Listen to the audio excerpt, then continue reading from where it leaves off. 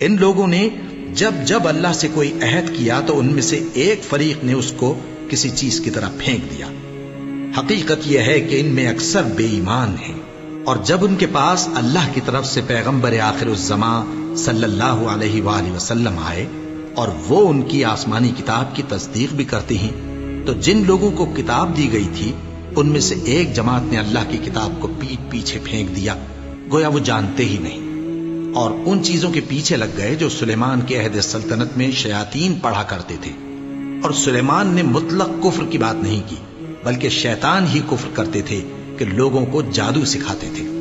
اور وہ یعنی بنی اسرائیل ان باتوں کے بھی پیچھے لگ گئے جو شہر بابل میں 2 فرشتوں یعنی ہاروت اور ماروت پر اتری تھیں،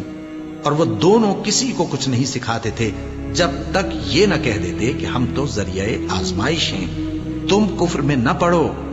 غرض لوگ ان سے وہ چیز سیکھتے جس سے میاں بیوی میں جدائی ڈال دیں، اور اللہ کے حکم کے سوا وہ اس چیز سے کسی کا کچھ بھی نہیں بگاڑ سکتے تھے، اور کچھ ایسے منتر سیکھتے جو ان کو نقصان ہی پہنچاتے اور فائدہ کچھ نہ دیتے، اور وہ جانتے تھے کہ جو شخص ایسی چیزوں یعنی سحر اور منتر وغیرہ کا خریدار ہوگا اس کا آخرت میں کچھ حصہ نہیں، اور جس چیز کے عوض انہوں نے اپنی جانوں کو بیچ ڈالا وہ بری تھی، کیا اچھا ہوتا جو وہ اس بات کو جانتے۔ اور اگر وہ ایمان لاتے اور پرہیزگاری کرتے تو اللہ کے ہاں سے بہت اچھا صلہ ملتا، کیا اچھا ہوتا جو وہ اس سے واقف ہوتے۔ اے اہل ایمان، گفتگو کے وقت پیغمبر صلی اللہ علیہ وآلہ وسلم سے